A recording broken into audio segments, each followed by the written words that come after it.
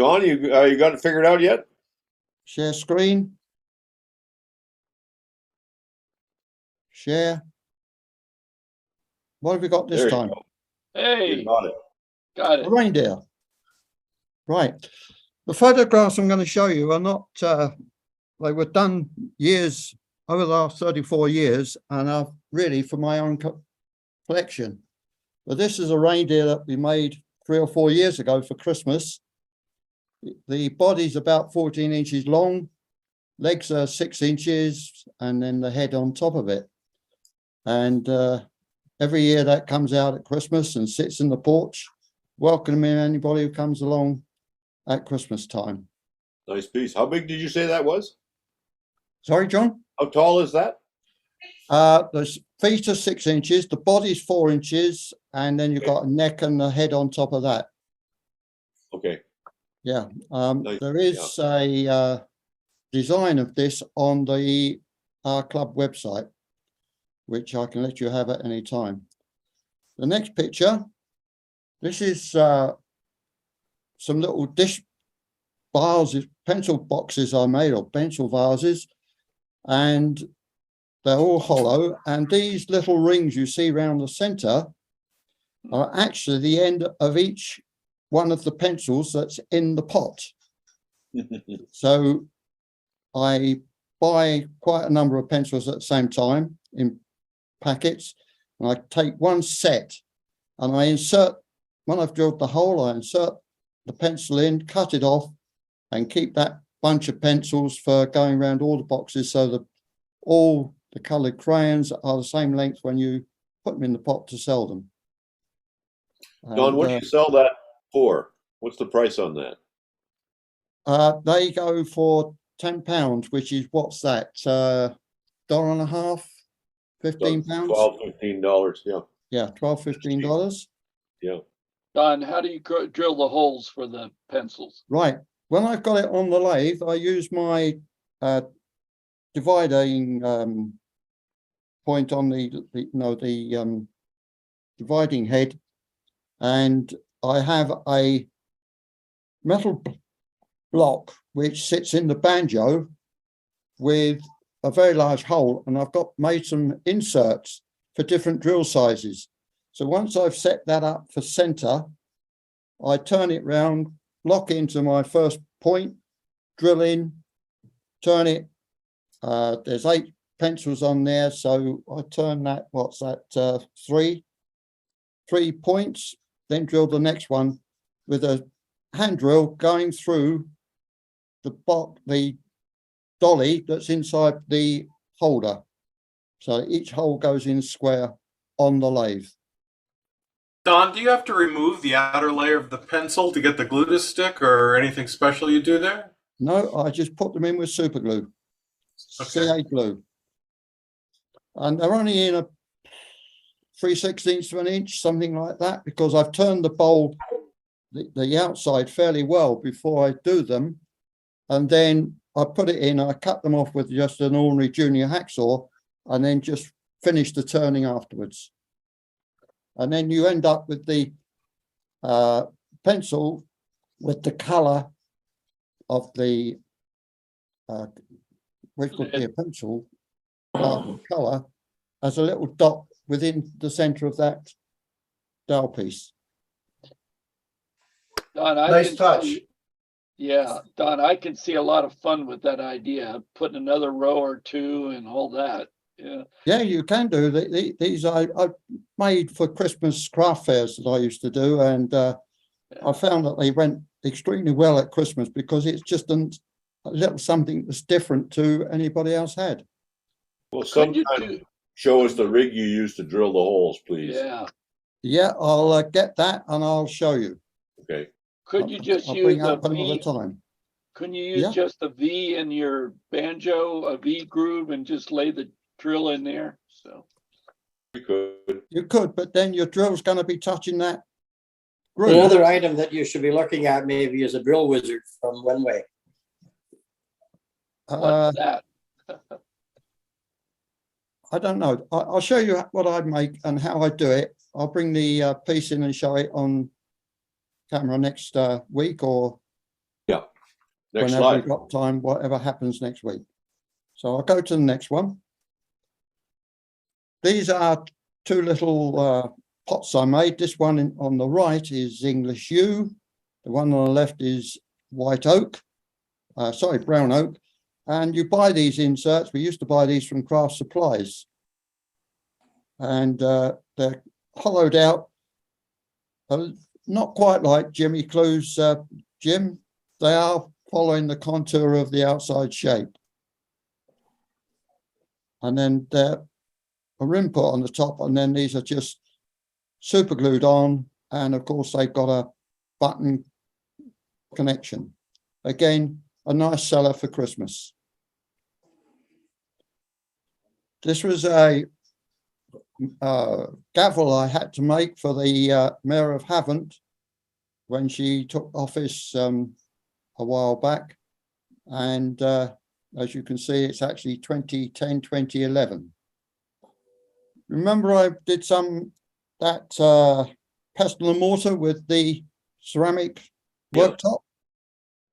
Well, that top of the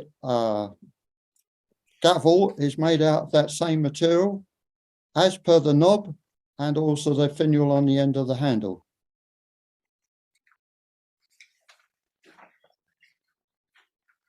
Trying to get inspiration for a competition piece, I was watching a film, The Gladiators, and saw these Roman helmets on the Roman soldiers. So this is a turned helmet on a stand, and the back of it's cut away, and of course you've got the eyepieces and what have you there.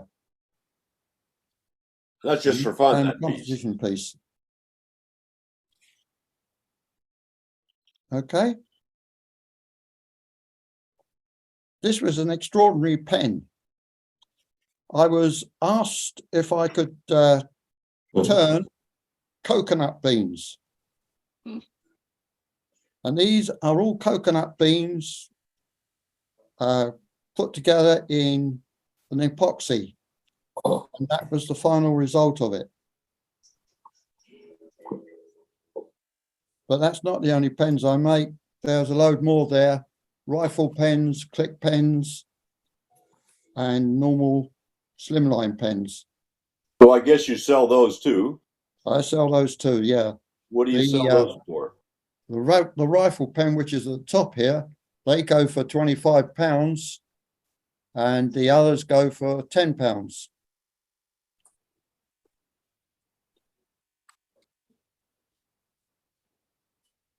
Now, this was two vases I made. This was the first one. I wasn't too pleased with it. What I do is that top piece is glued on afterwards. And the vase itself is hollowed. And this one was done by using those iridescent paints, putting them on and then blowing with a straw and blowing the paint across the surface of the black.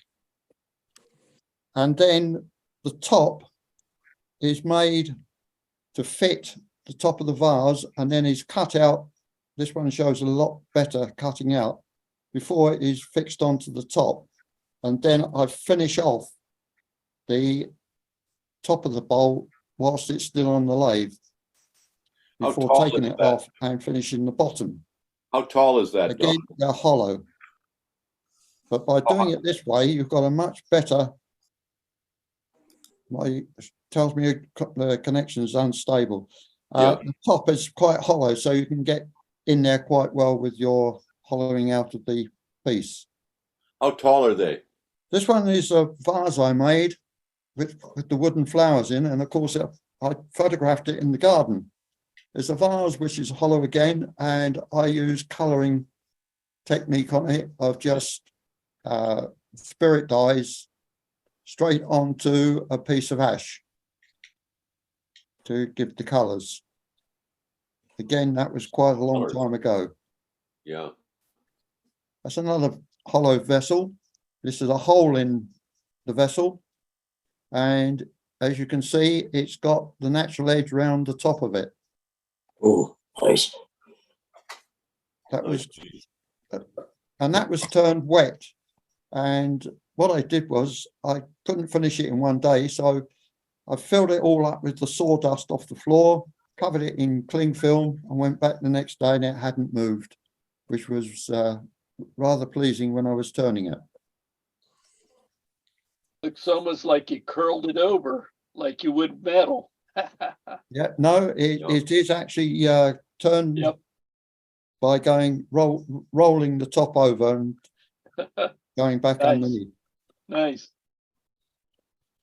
These bowls I have actually shown you before, but this is the ones with the inserts in. That's the top of the bowl. The other one was the underside. These are routed in, and then the pieces are actually diamond shaped. Oh, sorry, they're a 45-degree angle that go in there.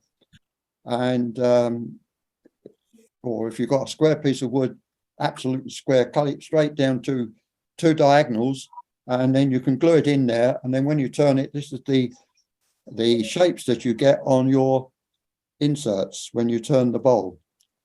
The same with this one. You can see what I mean here by the fact that that was a quarter piece glued in, and when it turns, you get this optical shape. And you can see the bottom there, and then of course the top's not so thick because it's only partially inside the bowl. This is another one.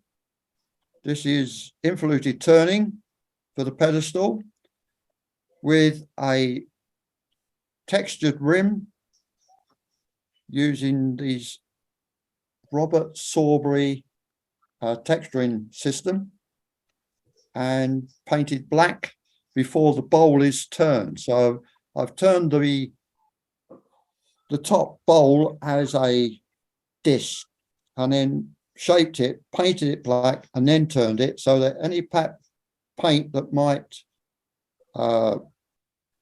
spread is taken off, and you get a nice clean surface. And that is 3 pieces on to make that piece.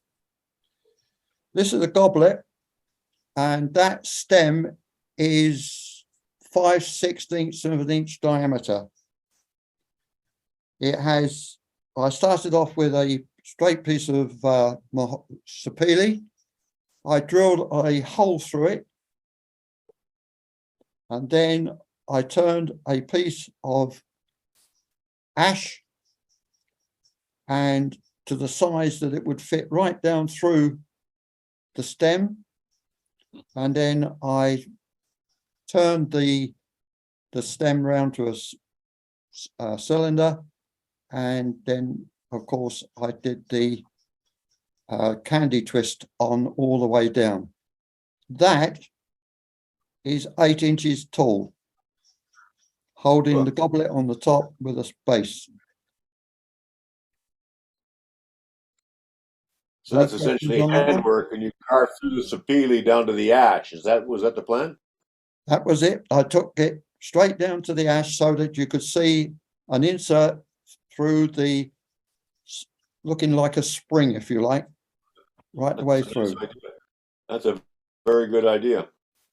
You can do it on lots of things, and you can do it bigger or smaller, whatever you like. I mean, this one here took a little bit of working out because the table lamp itself is involuted, and the piece inside is a piece of Pink Lady, I think it is.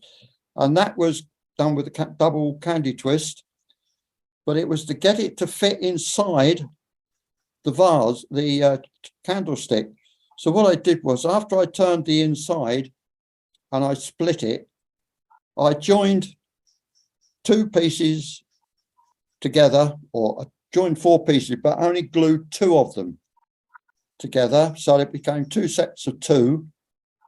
Put that together, and I drilled the top and the bottom so that when I put a spigot onto the centerpiece that takes the cable, I made certain it fitted into the grooves before I glued the 2 halves back together to make it solid, and then turn the table lamp from there.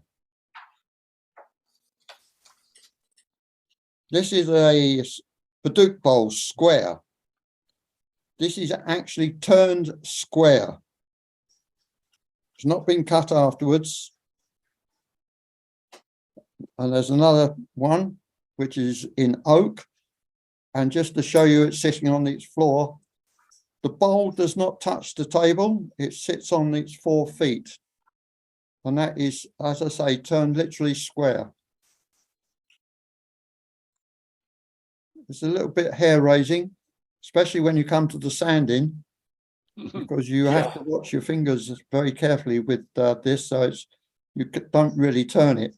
You sand it stationary using a drill with a pad on. I use the Simon Hope pads. This is a pagoda box. Again, all turned from the square. The lid comes off with the little finial hollowed and produced onto that. What wood? That, I'm not sure. It was a piece of wood that came in a bunch that I got from somebody who unfortunately passed away, and there was no name on it. I thought it was oak, but then when it turned out, it wasn't. And I'm not sure what the wood is, Jim. I wish I did know, because Nice. I'd get some more of it, or I could, because it's a beautiful graining wood for making boxes. This is a money box train that I made. As you can see, the train, I'll just whip this on a bit because it's just a little train. It's for my granddaughter's partner's son. And then, of course, how do you get into the money box? Well, the slot for the money is in the top of the boiler. You see this little hole here? Well, that is to take a rod, a dowel. And when you push the dowel through, it knocks the front of the smoke box off. So you can get your money out. It would push all the money out too. No, but no, yeah, all the money then can come out when you've done that, John. Yeah, absolutely.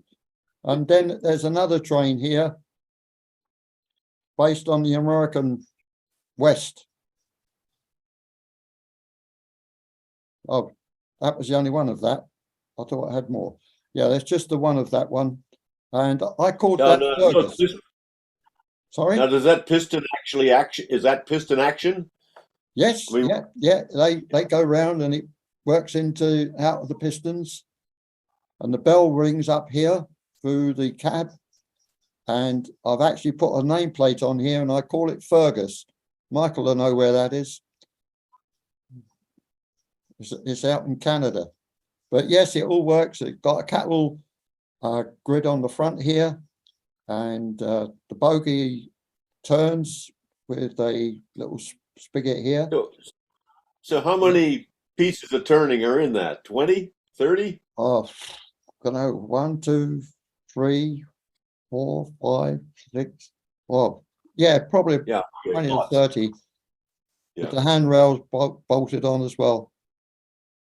Now, when you make a thing like that, are you just start making it, or do you make drawings first? I make drawings first, John. To So try you and knew get, this is where you were going. yeah, I get some idea of the size of scale that I'm going to make it to. But have you made gizmos like that before, the piston and the wheel action, or did you figure it out on this train? I figured it out on this one train, John. First time I've done it. And What's the boiler wood? That was way back in 1996. I did that after I returned from Canada when I visited our friends out there in Fergus. And we'd gone off somewhere and we'd gone on a train trip and stood in the station was one of these trains. So I photographed it, came home, drew it up and proceeded to make it. Got it. Nice work. Now this is a gimbal lamp based on the ship's gimbals. Doesn't gimbal for safety in the home. It's all made out of laminated pieces. This is two circles joined together of 12 pieces, and on the other side where the sapele is, that's oak, and where the oak is, that's sapele on the other side, as you can see from the centerpiece. And that then takes a candle with the globe.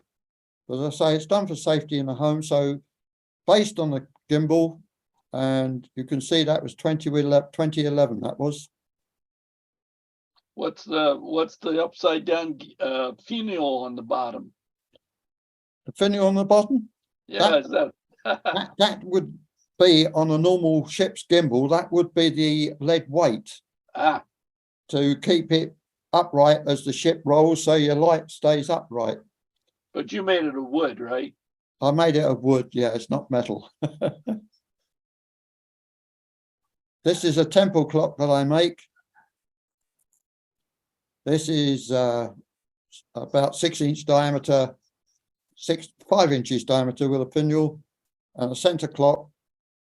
And the clock comes out, and of course it's got a battery behind it. They sell for £40 each.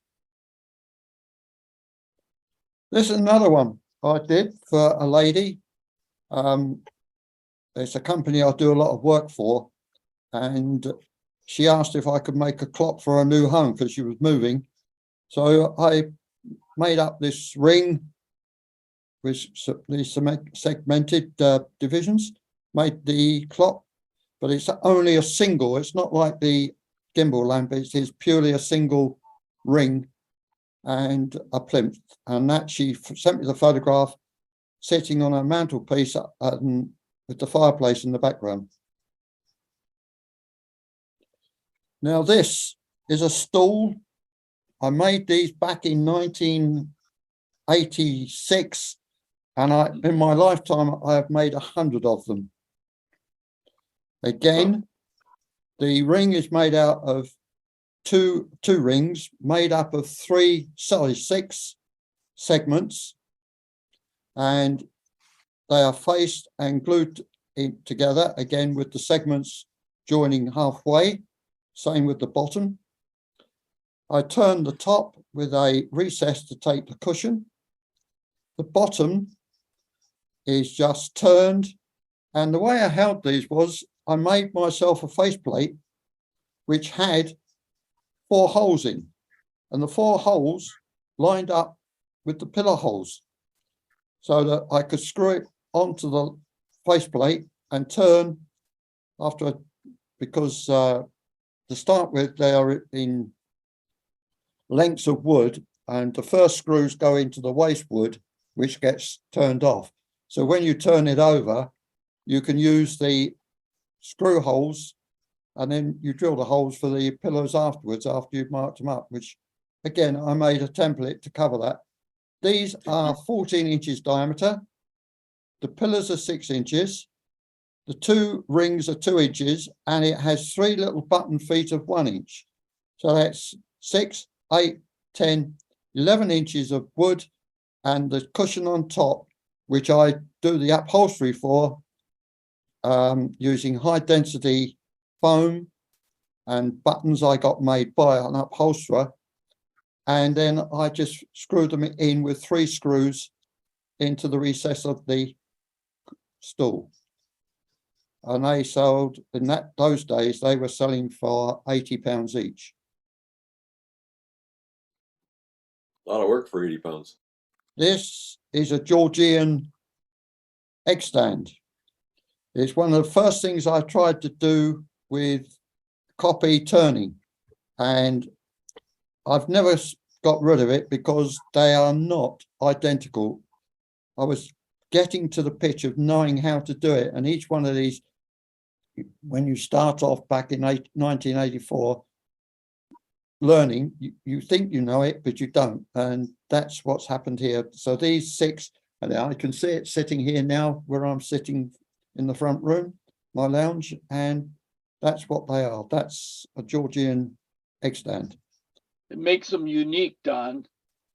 It does make them unique, because then you can say each one's got his own egg cup when you've got 6 people. The other day I mentioned a candlestick that I made. I'd forgotten the chap's name that came on and was making candlesticks for a church. This is made up of many pieces. First of all, it's made up out of scrap, solid wood, laminated worktop, kitchen worktops. So you've got the top, another piece, then this piece is separate. This piece here has been textured using the Robert Sorby texturing tool. This is another piece, that's another piece, and you've got the foot. And they're all doweled and fitted together. And that's the one where I said I use a ceramic plate I get from the garden centre, which is usually for pot plants, to take that 4-inch candle. And that's sitting on my landing. This is 3 bowls taken from one, natural edge bowls, as you can see, they're different shapes, taken from one burr. Nice. Don, we're right at the hour, but I don't want to cut you off. No, well, Let's- okay, just 2 seconds. I'll finish just up. show the photo. Yeah, This sure. is the type of stuff I did for craft fairs. 2 different type of Wow. craft fairs, 3. This is Wait, go almost back to the last those one. for a second. Go back to the craft fairs for a second, please. I don't mean to rush you. I don't want to rush no, you because we're okay. all those who are here. Those who can stay are going to stay with us. So, Yeah. how many shows like that would you do a year? When I was doing craft fairs, I was doing it practically every weekend. And I was coming So- home from work and going in my garage in the workshop for about 4 hours a night turning. By yourself, pounding out all this work. All you see in front of you is my own work. Okay. myself. Next, Who's go to the gentleman? Who's the gentleman there? Well, that actually is my wife.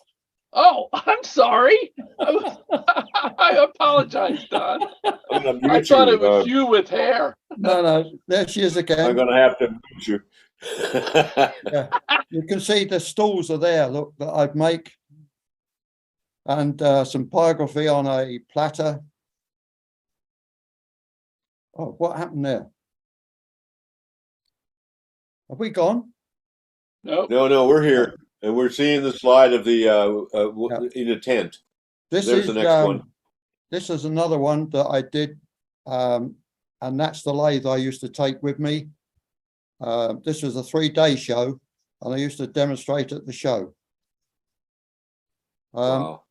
This is the latest type of work I've been doing. This is actually for the Navy. This is a plinth that came to me for restoration.